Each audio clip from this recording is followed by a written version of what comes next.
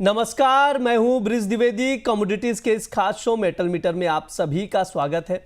आज के कारोबारी दिन की बात की जाए तो मेटल पैक में रिकवरी आती हुई देख रहे हैं हम लोग। कॉपर, जिंक, एल्युमिनियम, तमाम जो मेटल्स है इसमें रिकवरी आई है। निवेशकों की नज़र फेड के ब्याज दरों में कटौती के फैसले पर टिकी हुई है कि ब्याज दरों में कटौती होती है या नहीं। चांसेस है, उम्मीद है कि ब्याज दरों में कटौती होगी।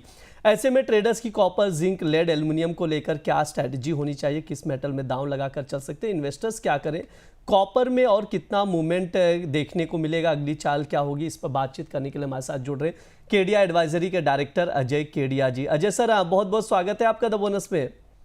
बहुत बहुत धन्यवाद ब्रिज जी मुझे बुलाने के लिए। सर, सबसे पहले कॉपर पर हम लोग बातचीत करेंगे। गिरावट के बाद हमने देखा था प्रॉफिट बुकिंग भी आई, थोड़े से प्राइजेस डाउन साइड भी गए थे। आज के सेशन में रिकवरी हम लोग देख रहे हैं कॉपर में। 1000 यहाँ पर 1088 के करीब करीब कॉपर ट्रेड कर रहा है। सर, क्या स्ट्रैटेजी होनी चाहिए कॉपर में? शॉर्ट टर्म व्यू क्या रहेंगे आपके कॉपर को लेकर? देखिए, पूरे बेस मेटल पैक के अंदर अगर हम परफॉर्मेंस देखें तो एक बहुत ही अच्छी रैली अब तक हमने पूरे बेस मेटल पैक के अंदर आती हुई देखी। ऐसा है कि 2025 पूरे ही मेटल कॉम्प्लेक्स में एक अच्छी तेजी दिखाई है। चाहे हम सोने चांदी की अगर बात करें तो सोने चांदी में तो हमने बहुत ही अच्छी रैली आते हुए देखी, बट उसी का रिफ्लेक्शन हमने बेस मेटल में, जहाँ पे लीडर रहा है कॉपर, जहाँ पे ये साल में अब तक 37% की तेजी हमने कॉपर में देखी है। जिंक में 10% से ज्यादा की तेजी, एल्यूमिनियम 15%, और लेड थोड़ा सुस्त जरूर रहा, बट करीबन आप देखेंगे तो 6% के आसपास का मूवमेंट बनता हुआ दिखाई दिया। तो कुल मिला के मुझे लगता है जिस ढंग से मेटल के अंदर शॉर्टेजेस है, सप्लाई कंसर्न्स है, रेट कट्स अब आना स्टार्ट हो चुका है, और ये सारे कारण, एक एडिशनल डिमांड है डेटा सेट को लेकर, ईवीज को लेकर, ये सारे के सारे कारण की वजह से अब तक हमने देखा मार्केट में एक तेजी बनी है। तो आई थिंक फैक्टर्स अभी भी कंटिन्यू रहेंगे जो मार्केट में तेजी दिखा सकते हैं। जी बिल्कुल, आप फैक्टर्स अगर कंटिन्यू रहते हैं इसी तरह से, जिस तरह से सर की राय आ रही है, तो प्राइजेस में और अच्छे मूव देखने को मिल सकते हैं। सर, क्या कुछ लेवल्स हैं कॉपर में, कैसे देख रहे हैं, ट्रेडर्स को क्या सजेशन देंगे आप? अभी देखिए, आज इंट्राडे में थोड़ा सा मार्केट मोमेंटम ज्यादा दिखाएगा। इनफैक्ट कल के सेशन में भी हमने काफी अच्छा मोमेंटम देखा, बिकॉज आज रात को फेड की बैठक है। एक चीज तो कंफर्म है, 0.25 का रेट कट आना है, लेकिन सबसे इंपॉर्टेंट है स्टेटमेंट्स कि अगले साल 2026 में कितने रेट कट्स आएंगे। एक्सपेक्टेशन है 2 रेट कट आएंगे। साथ में डॉलर इंडेक्स भी गिरावट दिखा रहा है। चाइना के आज सुबह इन्फ्लेशन के नंबर आए जो 21 महीने के हाई पे आया है। देखिए, इन्फ्लेशन बढ़ना अच्छे संकेत भी है, इन्फ्लेशन बढ़ना खराब संकेत भी है। लेकिन चाइना जिस ढंग से पिछले 4-5 सालों में एकदम दबाव में थी और इन्फ्लेशन बढ़ रहा है, इसका मतलब है कहीं ना कहीं पीपीआई के नंबर अच्छे हैं, मतलब इंडस्ट्रियल कंजम्पशन धीरे धीरे इंप्रूव हो रहे हैं। एंड ये मेजरली मुझे लगता है कि पूरे बेस मेटल को एक सपोर्ट करता हुआ दिखाई देगा। हालांकि जो ओवर सप्लाई का कंसर्न था उसको भी एड्रेस करने की चाइना ने पूरी कोशिश की है, और चाइना कहीं ना कहीं स्टिमुलस भी दे रहा है। तो मुझे लगता है पूरे बेस मेटल पैक के अंदर जैसे लीडर कॉपर है, तो कॉपर पे नजर रखिए। एक करेक्शन ड्यू था वो भी हो गया है। तो 1086 पे हम बाय करेंगे, 1078 का स्टॉप लॉस रखेंगे। इमीडिएट टारगेट 1096 ही है, बट ध्यान रखिए अगर 1103 जो रिसेंट हाई था अगर इसको तोड़ देता है तो 1156 तक के भी टारगेट हम दिसंबर महीने में देख पाएंगे। जी बिल्कुल, आइए कॉपर को लेकर सर की राय है। ट्रेडिंग कॉल स्क्रीन पर शो किया जा रहा है। 1086 पर खरीदारी करें, 1096 के टारगेट के लिए 1078 पर स्टॉप लॉस लगाकर चल सकते हैं। सर, कई सारे ऐसे यहाँ पर इन्वेस्टर्स हैं जो 900 के भाव के करीब करीब इन्वेस्ट करके बैठे हैं कॉपर में। उन्हें क्या सजेशन देंगे? क्या यहाँ पर प्रॉफिट बुक कर लेना चाहिए या अभी भी बने रहे आने वाले 1-2 साल के लिए? देखिए, मुझे लगता है जिस ढंग से चांदी में हमने 110% की तेजी देखी है, तो चांदी को रिप्लेस करने की ताकत कॉपर में है, और कॉपर को रिप्लेस करने की ताकत एल्यूमिनियम में है। तो मुझे लगता है सारे ही मेटल में एक तो शॉर्टेजेस है, रिन्यूड डिमांड है, और पूरी इकोनॉमी रिव्यू कर रही है अपने कंजम्पशन पैटर्न को। तो मुझे लगता है इनको बने रहना चाहिए, बिकॉज अब आपको जल्द 900 का नहीं, 1000 का भी भाव मुझे नहीं लगता इमीडिएटली तोड़ता हुआ दिखाई दे। हालांकि जैसे हमने 2 दिन में देखा कि 1103 का लेवल छूने के बाद 1075 तक के भी लो लगते हुए दिखे, तो 25-30 पॉइंट, 40 पॉइंट का मूवमेंट तो नॉर्मल हो जाएगा। बट करंट लेवल से मुझे लगता है इनको बने रहना चाहिए। करेक्टिव फिर भी एक स्टॉप लॉस मेंटेन कीजिए 1040 का। जब तक 1040 का लेवल ब्रीच नहीं करता है हायर साइड पे, मुझे लगता है 1103 का लेवल तोड़कर 1156 तक का लेवल दिखा देगा, तो बने रहना चाहिए। जी बिल्कुल, कॉपर में बने रहना चाहिए, ये सर की राय है। 1156 का भी लेवल दिखाई दे सकता है, यानी यहाँ से कॉपर को लेकर सर बुलिश ही है। सर जिंक पर भी आपसे राय जानना चाहूँगा। 311 के करीब ट्रेड करा है, इसमें भी हल्की रिकवरी आई है। क्या रणनीति होनी चाहिए सर ट्रेडर्स की? देखिए जिंक काफी समय से हम देख रहे थे कि ये 300 के ऊपर सस्टेन नहीं कर पा रहा था। इनफैक्ट लास्ट वीक हमने देखा एक बार 300 का लेवल के ऊपर गया और फिर गिरावट भी दिखाया था, बट स्ट्रक्चर बहुत स्ट्रांग है इसका। यहाँ पे हम इंडस्ट्रियल डिमांड भी देख रहे हैं। हालांकि स्टील इंडस्ट्री में थोड़ा ठहराव है, उसकी वजह से ज्यादा अपटिक नहीं आ पा रहा है जितना हमने कॉपर में देखा है, बट टेक्निकल स्ट्रक्चर बहुत स्ट्रांग है। इनफैक्ट 2026 के अंदर काफी बड़े बैंकर्स ने इनके टारगेट्स भी रिवाइज किए हैं। तो मुझे लगता है जिंक के अंदर भी बने रहना चाहिए। जो रिसेंटली गिरावट आई थी वो एक लेने का अच्छा मौका है। 310 पे हम लेके चल सकते हैं। 307 के स्टॉप लॉस से 315 का टारगेट रहेगा, ये इंट्राडे प्रोस्पेक्टिव से है। बट ओवरऑल मुझे लगता है जब तक ये 300 का लेवल ब्रीच नहीं करता है, 335 334 तक के भी लेवल हम दिसंबर मंथ में देख पाएंगे।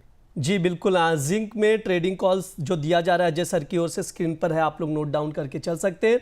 जिंक में दिसंबर वायदे में खरीदारी की सलाह दी जा रही। 310 पर खरीदे, 315 के टारगेट के लिए 307 का स्टॉप लॉस लगाएं। ये अजय सर की राय है, उसके अकॉर्डिंग आप लोग देखकर चल सकते हैं। सर एल्युमिनियम पर भी आपसे राय जानना चाहूँगा। 276 के करीब ट्रेड कर रहा है, क्या कुछ रणनीति होनी चाहिए सर इसमें? देखिए एल्यूमिनियम में भी मुझे लगता है कि स्ट्रक्चर जो है वो बहुत स्ट्रांग है। रिसेंटली हमने न्यूज आते हुए देखे, ओवर सप्लाई तो है लेकिन कहीं ना कहीं डिमांड भी धीरे धीरे इंप्रूव हो रही है। ओवर आउटपुट ज्यादा होने की वजह से हमने चाइना में देखा, इसको कैप भी लगाता हुआ दिखा है। इन्वेंट्रीज है वहां पे डिक्लाइन है। करीबन 1.3 मिलियन टन की जो इन्वेंट्रीज थी 2 साल पहले, अब वो ड्रॉप कंटिन्यू होते हुए दिखाई दे रही है, जिसका एक सपोर्ट है। खास करके रशिया पे आप नजर रखिए, बिकॉज कहीं ना कहीं रशिया से सप्लाई काफी ज्यादा रहती है। तो इन सबको देखते हुए मुझे लगता है एल्यूमिनियम में भी तेजी का रुख कंटिन्यू रहेगा। यहाँ पे भी आप फ्यूचर्स के अंदर 276 पे लेके चलिए, 274 का छोटा स्टॉप लॉस लगाइए, 280 तक का टारगेट रहेगा। हालांकि उतनी बड़ी तेजी नहीं दिखाई दे रही है क्योंकि अभी भी जो सप्लाई है वो काफी ज्यादा है एज कम्पेयर टू डिमांड। जी बिल्कुल, एल्युमिनियम में भी ट्रेडिंग कॉल दिया जा रहा है। 276 पर खरीदे, 280 के टारगेट के लिए 274 का स्टॉप लॉस आप लोग लगाकर चल सकते हैं। सर से लेड पर राय लेंगे। 181 के करीब ट्रेड कर रहा है, बहुत ज़्यादा मूवमेंट इसमें देखने को नहीं मिलता है, 5-6 रुपये का ही मूवमेंट रहता है। सर क्या सजेशन देंगे लेड को लेकर आप? देखिए लेड एक बहुत ही इंपॉर्टेंट कमोडिटी है, बट उसके बावजूद आपने बिल्कुल सही बताया कि मार्केट एक सीमित दायरे में ट्रेड कर रहा है। हालांकि पिछले हफ्ते में हमने देखा लेड की जो इन्वेंट्री उसमें 2900 मैट्रिक टन का ड्रॉप है, लेकिन आज भी अगर हम देखें तो 1,93,725 मैट्रिक टन का जो स्टॉक है वो बहुत ज्यादा है डिमांड के मुकाबले। चाहे हम चाहे संघाई की बात करें चाहे एलएमई की बात करें। तो ओवरऑल मुझे लगता है जो रिसेंट एक डेटा और आया था जहाँ पे ILZSG, international lead and zinc association ने, उन्होंने फोरकास्ट किया था कि लेड की जो सप्लाई रहेगी वो 2.1% से बढ़ेगी 2025 में, जो लगभग 4.64 मिलियन मैट्रिक टन है, जिसकी वजह से प्राइजेस में कोई बड़ा उछाल नहीं। पूरे साल भर में भी आप देखो 2-2.5% की ही तेजी दिखा रहा है। तो यहाँ पे कॉशियस रहिए, एक रेंज में है, but trade point of view से 181 में लीजिए, 180 का स्टॉप लॉस लगाइए, 183 तक का टारगेट रहेगा। कोई बड़ा मूवमेंट नहीं है, सप्लाई बहुत अच्छी है। जी बिल्कुल, लेड में अगर देखें तो करंट भाव से आप लोग खरीदारी करके चल सकते हैं। 183 के टारगेट के लिए 180 का स्टॉप लॉस लगाए। यह अजय सर की राय है, इसके अकॉर्डिंग स्ट्रैटेजी बनाकर चल सकते हैं। सर निकल पर भी आपसे व्यू जानना चाहूँगा। लगातार हम लोग देख ही रहे हैं प्राइजेस गिरता हुआ ही दिखाई दिया है, लेकिन अभी 1300 के करीब टिका हुआ है। सर 1304 पर ट्रेड कर रहा है आज के सेशन में, क्या रणनीति बनाई जाए सर? देखिए निकल अगर हम देखें तो इतिहास का ऐसी कमोडिटी जो 2 दिन में डबल हो गई थी। मुझे अच्छे से ध्यान है जब रशिया के ऊपर सैंक्शंस लगने स्टार्ट हुए थे तो निकल में जबरदस्त एक मूव बना हुआ था, फिर काफी टाइम के बाद आ गया। एज ऑफ नाउ अगर हम देखें तो सप्लाई बहुत अच्छी है। निकल ने एलएमई पे भी अगर हम देखते हैं तो ओवर सप्लाई के चलते 15,000 का एक बेस क्रिएट कर चुका है ऑलरेडी।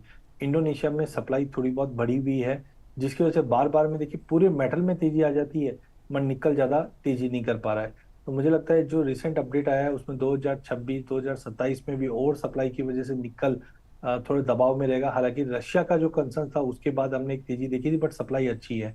तो टाइमिंग इसमें कोई बड़ी तेजी या मंदी दिखाई नहीं दे रही है, क्योंकि ज्यादा एक फॉल बैक नहीं रहेगा। अगर प्राइस पॉइंट ऑफ व्यू से देखें तो एक दायरा बना रहेगा जो 1295 नीचे में और 1315 1315 ऊपर में, ये दायरे में ही मार्केट ट्रेड करता हुआ दिखाई देगा। जी बिल्कुल, निकल एक दायरे में ही ट्रेड करता हुआ दिखाई देगा, ये अजय सर की राय। ओवरऑल कॉपर, निकल, जिंक, लेड, एल्युमिनियम तमाम बेस मेटल्स पर सर ने राय दी है, कुछ ट्रेडिंग कॉल्स दिए हैं जिन पर आप लोग भी नजर बनाकर चल सकते हैं। सर आपकी ओर से डिस्क्लेमर। देखिए ब्रिज, आज हमने बेस मेटल के अंदर कॉपर, जिंक, निकल, लेड, एल्यूमिनियम सभी कमोडिटी की बात की जो M6 में फ्यूचर में ट्रेड होते हैं। मेरी पर्सनल कोई पोजीशन नहीं, बट मेरे क्लाइंटों की हो सकती है। देखिए जब भी आप कमोडिटी में ट्रेड करते हैं उसमें भी रिस्क रहता है जैसे इक्विटी में रहता है, बट इससे बचने का सबसे अच्छा तरीका है, जैसे इक्विटी में हम स्टॉप लॉस भी लगाते हैं और सेबी रजिस्टर एडवाइजर होना बहुत जरूरी है, क्योंकि वो आपको अच्छे से गाइड कर सकते हैं आपकी पोजीशन पे। तो कोई भी ट्रेड करे बिना स्टॉप लॉस के ट्रेड ना करे और सेबी रजिस्टर एडवाइजर से सलाह लेकर ही इसमें निवेश करे। जी सर, बहुत बहुत शुक्रिया सर आज की चर्चा में जुड़ने के लिए। बहुत बहुत धन्यवाद। ये हमारा मेटल मीटर शो है। इस दौरान तमाम बेस मेटल्स पर विस्तार से बातचीत की जाती है, फंडामेंटल्स बताए जाते हैं, ट्रेडिंग कॉल्स दिए जाते हैं। अगर आप लोगों के कोई भी सवाल हो, कहीं पर भी ट्रेड फंसा पड़ा हो, तो कमेंट बॉक्स में सवाल पूछ सकते हैं। जो हमारे अलग अलग कमोडिटीज़ के शोज़ होते हैं उस दौरान आप लोगों के सवालों के जवाब एक्सपर्ट से लेने की कोशिश की जाएगी। इसके अलावा आप लोगों को बता दें, अमर उजाला, द बोनस और AFM पेश कर रहे हैं द ग्रोथ मल्टीप्लायर फिनफैट्स 2025, जहां बचत, निवेश और ट्रेड से जुड़े हर सवाल का जवाब मिलेगा। 12 और 13 दिसंबर को मुंबई में फाइनेंस जगत से जुड़ी हस्तियों का जमावड़ा होगा। 13 दिसंबर को इस कार्यक्रम में शामिल होने के लिए वीडियो के डिस्क्रिप्शन बॉक्स में दिए गए लिंक पर क्लिक करें और रजिस्ट्रेशन करके आप लोग भी इस कार्यक्रम में हिस्सा ले सकते हैं। इस कार्यक्रम के टाइटल स्पॉन्सर है Sanchay CRM for investment gurus, diamond sponsor है डबल टिक और Baroda BNP Paribas mutual fund, platinum sponsor है Axis mutual fund, ITI mutual fund, the wealth company mutual fund, Ask investment managers और अल्फा बीरीच। कार्यक्रम के gold sponsor है Ashoka white होगा, Aditya Birla mutual fund, Motilal Oswal mutual fund और एसेट 361। सिल्वर स्पॉन्सर है बटू गोल्ड, कैनरा, रोबेको और नॉर्थन आर्क है। इसके अलावा कार्यक्रम का ट्रांस मीडिया पार्टनर है SP सिने ग्रुप। तो आप लोग भी आइए इस कार्यक्रम में हिस्सा लीजिए, मुलाकात होगी आप लोगों से। फिलहाल के लिए मेटल मीटर में इतना ही रहेगा। आप लोग बने रहिए द बोनस के साथ। धन्यवाद।